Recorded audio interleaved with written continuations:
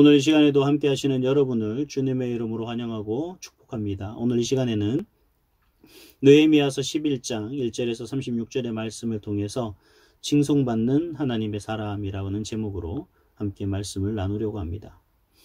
인터넷 서점을 이렇게 쇼핑하다 보니까 이런 제목을 가진 책이 눈에 띄더라고요. 사람이 먼저다. 영어 제목으로는 Put People First라고 이렇게 아주 멋지게 디자인한 책을 발견했습니다. 그래서 책 소개를 보니 이렇게 소개글이 시작됩니다. 이 책은 청소년들에게 도움이 될 책으로 이렇게 소개해요. 그리고 성장 과정과 리더십을 알려주는 책이다 라고 그렇게 소개를 하고 있는 것을 볼 수가 있습니다. 대충 이 책의 저자가 누구인지, 누구를 위해 누가 쓴 책인지 대충 알 거라고 생각을 해요. 그런데 최근 들어 그의 국정 행보를 이렇게 보면 그가 말한 사람이 먼저다라는 말의 진위를 알 것 같습니다. 원래는 Put People First인데 그가 말하는 것은 My People First, 즉 내 사람이 먼저다. 그의 말한 대로 행동하는 사람이라는 거죠.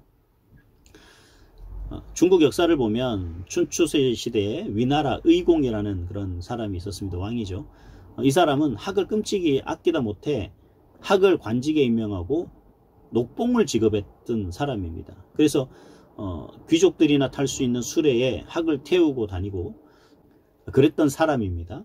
그런데 이제 어느 날 북방 이민족이 이 위나라를 침략합니다. 그래서 의공이 백성들에게 무기를 나눠주고 이제 싸우라, 그 북방 이민족과 싸우라 라고 그렇게 이제 명령을 해요.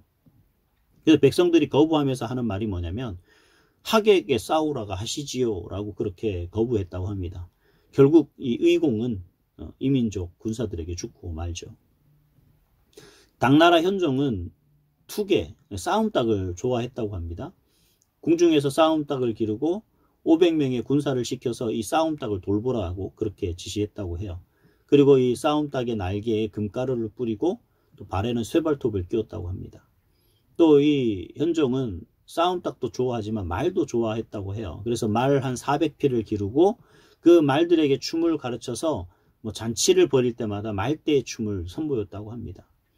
그런 왕에게서 민심은 떠났고 결국 안록산의 난이 일어났다고 합니다. 국가의 3요소가 뭔지 아시죠? 이 국가의 3요소 중에 가장 먼저 언급하는 것이 뭡니까? 국민입니다. 국민이 없는 국가는 존재할 수가 없어요. 1인 국가라는 게 존재할 수가 없는 거죠, 사실.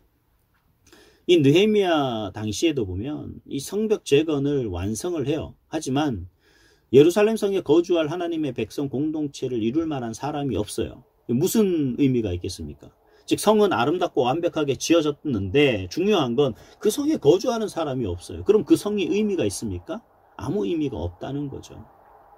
여러분, 교회를 건축하는데 세계 최고의 건축가에게 설계를 의뢰하고 가장 비싸고 좋은 자재를 사용해서 교회를 지었다고 하더라도 성도가 없다면 교회는 아무런 의미가 없다는 겁니다.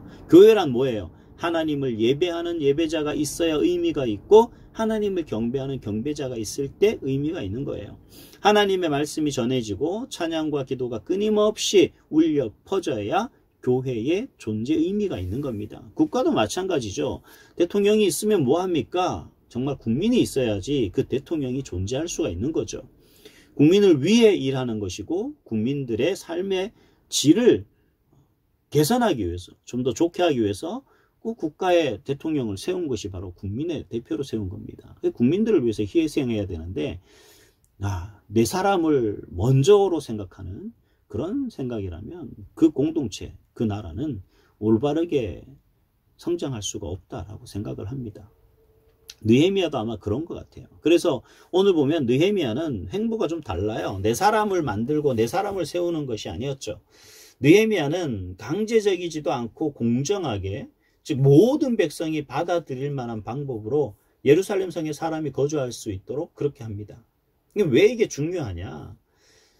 우리가 예루살렘 성은 정치적 군사적 요충지 이전에 가장 중요한 건 하나님의 전이 있는 곳이 바로 예루살렘 성입니다. 그렇기 때문에 불평과 불만이 가득한 사람이 이 예루살렘 성에 채워진다면 어떻게 되겠어요? 그 예루살렘 성은 정말 하나님의 그 거룩함과 하나님의 은혜에 감사함으로 하나님 성전에 오르는 것이 아니라 그 불평과 불만이 가득한 그 사람들 속에 우리가 그 예루살렘 성에 오를 수밖에 없게 되는 거죠. 그리고 그 속에 거주하는 사람들이 하나님 앞에 감사와 영광을 돌리겠느냐? 그렇지 못하겠죠. 늘 불평과 불만이 가득한 그곳에 어떤 은혜가 넘치겠고 어떤 감사가 있겠습니까? 오늘 본문은 바로 그러한 모습들을 잘 보여주고 있습니다. 그렇다고 해서 오늘 본문을 통해서 볼 수 있는 백성들의 모습은 생각지도 못한 새로운 모습이 아니에요. 사실 그렇게 놀랄 모습이 아닙니다. 너무나 당연한 모습이고 자연스러운 모습입니다. 느헤미야와 백성들은 예루살렘 성에 거주할 사람을 채우는데 절대 강요나 억압이 아닌 자발적이었다는 거죠. 즉 자발적 참여를 유도했던 겁니다. 여러분, 훌륭한 지도력을 갖춘 사람은 힘이나 권력으로 좌지우지하는 것이 아닙니다. 그렇다고 꼭 내 사람을 세우고 내 편을 만들어서 그 사람을 통해서 뭔가를 하는 것도 그 사람 훌륭한 지도력을 갖춘 사람이라고 할 수 없겠죠. 이렇게 훌륭한 지도력이 없으니까 자꾸 내 사람을 맞춰서 내 사람을 가지고 뭔가를 힘으로 권력으로 찍어 누르려고 하는 거죠. 훌륭한 지도자는 그 공동체 일원들이 자발적으로 참여하도록 이끄는 지도자가 진짜 리더십 있는 지도자다라고 할 수가 있습니다. 본문 1절을 보면 백성의 지도자들은 예루살렘에 거주하였고 라고 이렇게 말하는 것을 볼 수가 있습니다. 느헤미야는 말로 하는 지도자가 아니라 항상 선봉에 서는 지도자였습니다. 그리고 느헤미야는 자신뿐만 아니라 대부분의 모든 지도자들에게 그와 같은 모습을 요구했던 거죠. 그래서 성벽 재건을 하기 시작하면서부터 느헤미야는 본인이 먼저 물심양면으로 백성들과 함께하며 자신의 소유를 소비하고 또 항상 본을 보여 백성들과 나누는, 또 함께하는, 앞장서는 그런 본을 보여준 사람이 지도자 느헤미야였습니다. 느헤미야가 그렇게 할 수 있었던 것은 바로 느헤미야가 총독이라는 위치에 서 있었기 때문이 아니라 직위, 직책, 직분이라는 이 모든 것을 다 내어놓고 그가 하나님 안에서 그가 감당해야 될 부분이 무엇인지, 그가 추구해야 될 것이 무엇인지 분명히 아는 사람이었다는 거죠. 사실 우리는 직위, 직책, 직분이라는 것을 통해서 사람의 위치를 말하기는 합니다. 하지만 여러분, 이 직위, 직책, 직분 이런 것은 사람의 위치를 말하는 게 아니에요. 우리가 좀 잘못 이해하고 있는데 그 사람에게 주어진 책임감을 의미하는 것이 직책이고 지위이고 직분입니다. 그래서 직분자에게 우선시 되어야 될 게 뭐예요? 직분자에게 우선시 되는 것은 책임감입니다. 그래서 느헤미야가 보여준 리더십은 바로 그러한 책임감이죠. 그래서 훌륭한 지도자는 책임질 줄 아는 지도자입니다. 그런 지도자가 되시길 주님의 이름으로 축복합니다. 이처럼 느헤미야는 지도자들이 먼저 본을 보여주고 다음은 백성들의 몫으로 돌렸습니다. 그래서 1절에서도 먼저 지도자들이 예루살렘 성에 거주하는 것을 우선하죠. 그리고 백성들의 10분의 1만 예루살렘 성에 거주하도록 제비를 뽑았다라고 그렇게 했습니다. 그런데 1절에 보면 분명 제비를 뽑아 거주하게 하겠다고 했는데 2절에서는 뭐라고 얘기합니까? 예루살렘 성에 거주하기로 한 사람들을 일컬어 자원했다라고 합니다. 2절을 보세요. 예루살렘에 거주하기를 자원하는 모든 자를 위하여 백성들이 복을 빌었느니라. 이 얼마나 아름다운 모습입니까? 황무지처럼 변한 그 예루살렘 성. 그래서 많은 사람이 떠난 그곳에 지도자들이 먼저 거주하기로 하고 나머지 부분은 백성들이 자발적으로 채우는 모습입니다. 그리고 그 자발적으로 자원한 사람들을 축복하는 백성들의 모습. 이 얼마나 아름다운 모습입니까? 그래서 시편 기자는 이렇게 기도해요. 시편 51편 12절에 보니까 주의 구원의 즐거움을 내게 회복시켜 주시고 자원하는 심령을 주사 나를 붙드소서. 그뿐만 아니라 사도 베드로도 이렇게 말합니다. 베드로전서 5장 2절에 너희 중에 있는 하나님의 양 무리를 치되 억지로 하지 말고 하나님의 뜻을 따라 자원함으로 하라. 사랑하는 성도 여러분, 이 모습이 교회의 모습이 되어야 합니다. 자원하는 모습이 넘치고 축복하는 모습이 넘치는 그러한 교회가 되어야 된다는 거죠. 그 중에서도 인상적인 부분이 있어요. 사실 3절입니다. 왜냐하면 그들이 자발적으로 참여했다는 것을 보여주고 예루살렘에 거주하는 백성 외 다른 백성들이 정말 진심으로 예루살렘에 거주하는 사람들을 축복했다는 것을 보여주는 대목이기 때문에 인상적이라는 겁니다. 그리고 예루살렘에 거주할 수 없었던 사람들은 각자의 위치에서 섬겼다라는 것을 3절에서 말씀하고 있기 때문이죠. 여러분, 사도 바울이 말한 우리는 그의 몸의 지체라고 하신 말씀을 기억하십니까? 교회 대신, 그리고 머리 대신 그리스도의 지체가 바로 저와 여러분이라는 거예요. 앞에서도 말씀드렸지만 내가 어디 있는지, 내가 어떤 위치에 있는지, 내가 어떤 자리에 있는지, 내가 얼마나 높고 좋은 중요한 자리에 있는지가 중요한 것이 아니라 내가 있는 자리에서 책임감을 갖고 최선을 다하고 있는지, 그게 가장 중요하다는 겁니다. 그래서 느헤미야는 어떤 위치에 누가 섰는지를 설명하기보다 책임감을 갖고 각자의 자리에서 자발적으로 참여하는 사람을 소개하고 또 자발적으로 참여한 사람들을 진심으로 축복하며 각자의 자리에서 최선으로 섬기는 그 백성들을 소개하고 있는 그런 모습을 볼 수가 있습니다. 우리가 느헤미야서를 보면 느헤미야서는 총 13장으로 구성되어 있는데 그 책에 비해 유난히 많은 사람의 이름이 등장하는 그런 책이기도 해요. 3장, 7장, 10장, 11장, 12장이 대표적인 예입니다. 그런데 이렇게 많은 사람을 기록하면서 보여주는 특징적인 것은 두 가지로 대표할 수 있어요. 첫째는 뭐냐면 믿음의 뿌리예요. 오늘 본문 4절에서 14절을 보면 느헤미야는 언급된 사람의 그 족보를 기록하면서 5대손, 6대손, 7대손 이렇게 소개를 합니다. 즉 믿음의 뿌리를 소개하고 있어요. 그런데 믿음의 뿌리라고 해서 믿음의 뿌리가 몇 대까지 이어졌다가 중요한 것이 아니라 믿음이 그렇게 이어져고 있는 것에 관해 경의를 표한 것이라고 할 수가 있습니다. 우리가 느헤미야서 6장 18절을 보시면 아라와 무술람이라는 사람이 있어요.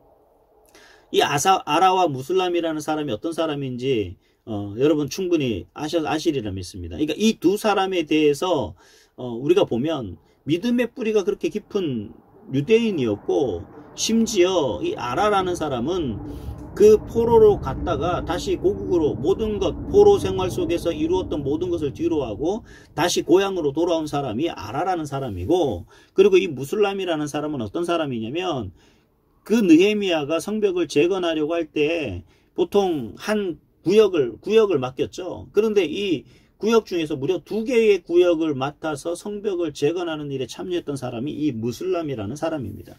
그런데 공통적인 부분이 또 있어요. 이 아라와 무술람은 산발락과 결탁한 사람 중에 한 사람이었습니다. 그래서 이 산발락과 결혼을 통해서 그들의 자손을 결혼시킴으로 인해서 사돈 관계를 맺었던 사람이 아라라는 사람이고 무술람이라는 사람이었던 거예요. 자, 이런 것을 보더라도 느헤미야는 그의 조상이 어떤 사람이었는가를 통해서 그 사람을 평가한 것이 아니라 지금 그 모습을 통해서 그 사람과 그 사람의 조상을 평가하고 있어요. 그렇게 훌륭한 조상들의 믿음이 있었음에도 불구하고 그 믿음을 개성하지 못한 사람이 아라와 무술람이라는 사람이고 또 반면 5대손, 6대손, 7대손까지 오면서 그 믿음을 온전히 잘 굳건하게 지켰던 사람이 이런 사람이다라는 것을 보여주고 있는 거죠. 지도자로서 마땅히 본을 보여준 사람들의 그 믿음 또 자발적인 참여로 백성들의 경의를 받아 마땅한 사람들의 그 믿음의 행동을 통해서 그들의 조상이 전해준 그 믿음까지 칭송받게 하는 즉 이 기록을 통해서 수천 년이 지난 지금까지도 가문의 영광을 높인 사람들로 칭송받도록 하고 있는 거죠. 여러분 그래서 우리가 그 부모가 어떤 신앙을 가지고 있느냐가 중요한 것이 아니에요. 그 자녀를 판단할 때는 그 자녀가 어떤 믿음을 가지고 있는가가 중요한 것이지 우리는 항상 반대로 생각할 경우가 많아요. 그 부모가 믿음이 좋으니까 그 자녀들을 믿음으로 잘 가르쳤겠지. 여러분 그런 사람들이 대부분이라고 생각하지만 제가 볼 때는 대부분 그렇지 못할 때가 많습니다. 사람이 사람을 가르쳐서 모든 사람들이 바른 길로만 가고 옳은 믿음으로 지켜나가면 얼마나 좋겠습니까? 사실 그렇지 못한 것이 여러분 믿음을 전하는 것 아니겠습니까? 그래서 우리가 이 믿음을 지키는 것이 얼마나 힘들고 어려운 일인지 우리 스스로가 늘 기도하고 우리 스스로가 그것을 반성하며 하나님께 맡기고 또 하나님의 도우심을 구해야 되는 거예요. 그래서 우리가 자녀를 위해서 기도해야 된다는 겁니다. 그래서 오늘 우리의 믿음의 행동이 나를 높일 뿐 아니라 우리의 조상들까지, 우리 조상에게까지 영향을 끼친다는 책임감을 갖고 여러분 믿음을 지키고 믿음으로 행하시는 여러분 되시기를 축복합니다. 두 번째로 이 무명으로 기록된 사람들이 등장한다는 것이에요. 특징이죠. 본문 15절부터는 등장하는 사람들은 이름만 언급됩니다. 사실 이 부분이 안타깝긴 해요. 누구는 뭐 조상들까지 칭송받는데 겨우 자신들의 이름만 언급되는 것이 뭐 좀 어떻게 보면 차별이라는 생각을 할 수도 있습니다. 하지만 꼭 그렇게 부정적인 해석은 할 이유가 없어요. 우리 신약 성경을 보면 많은 인물들이 언급되잖아요. 특히 예수님의 제자들이 드러나죠. 12명의 제자들. 우리가 뭐 외우기도 하고. 그런데 예수님이 이 12명의 제자 말고도 많은 사람을 세웁니다. 특히 누가복음 10장을 보면 예수님은 12제자 말고도 70인의 사람을 세우고 그리고 그 70명을 둘씩 짝지어서 각 동네와 지역으로 보내요. 근데 이들이 12제자 못지않는 능력과 권능을 행했다는 사실을 여러분 아십니까? 여러분, 그리고 그들이 그러한 능력과 권능을 행한 이후에 그들의 책임을 다한 이후에 그들은 기뻐하며 돌아왔어요. 왜냐하면 자신들이 그와 같은 권능을 행했다는 사실이 기뻤겠죠. 그런 그들에게 예수님이 뭐라고 말씀하십니까? 누가복음 10장 18절에서 20절 말씀에 보면 이렇게 말해요. 예수께서 이르시되 사탄이 하늘로부터 번개같이 떨어지는 것을 내가 보았노라. 내가 너희에게 뱀과 전갈을 밟으며 원수의 모든 능력을 제할 권능을 주었으니 너희를 해칠 자가 결코 없으리라. 그러나 귀신들이 너희에게 항복하는 것으로 기뻐하지 말고 너희 이름이 하늘에 기록된 것으로 기뻐하라. 보세요. 귀신들이 그 70명의 사람들에게 항복하는 것을 그들은 경험했다는 겁니다. 얼마나 대단한 능력과 권능을 그들이 행했다는 것을 우리가 단편적이나마 알 수 있는 부분이죠.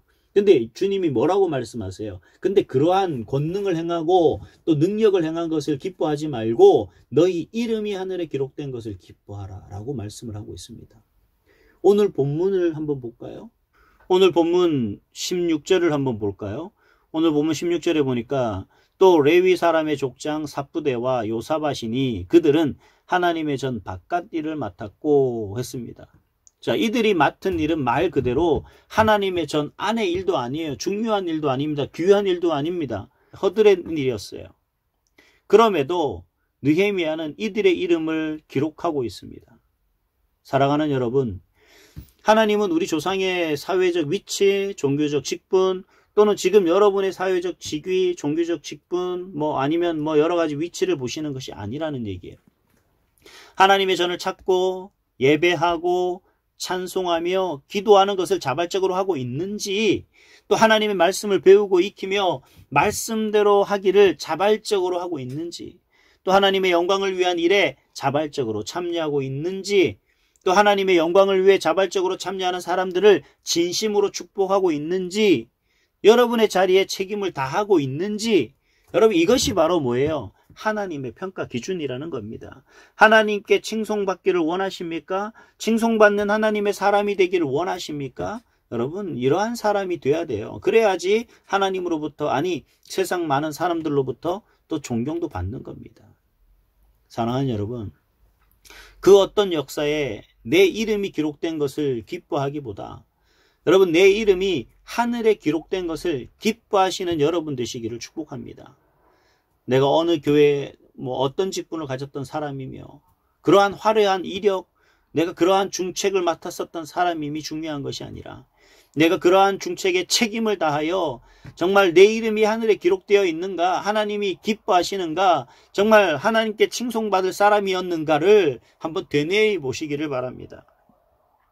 아라와 무슬람 같은 사람의 이 모습으로 기록되는 것이 아니라 비록 허드렛 일이지만 그 이름이 하나님 앞에 온전히 기록되므로 수천 년이 흐른 지금도 칭송받는 자리에 서 있는 그러한 삶이 될 수 있기를 주님의 이름으로 축복합니다. 각자의 자리에서 자발적으로 믿음으로 행하여 하나님의 기쁨이 되며 하나님은 분명 그러한 사람을 하늘에 기록할 뿐만 아니라 수천 년이 지나도 여러분의 이름이 칭송받게 하실 줄 믿습니다. 그래서 내 사람, 내 측근 몇 명에게 칭송받고 또 그런 사람을 통해서 뭔가 일을 이루는 유명한 사람이 아니라 하나님의 모든 백성으로부터 칭송받는, 존경받는, 더 나아가서 하나님께 칭찬받는 그러한 여러분 되시기를 주님의 이름으로 축복합니다. 아멘.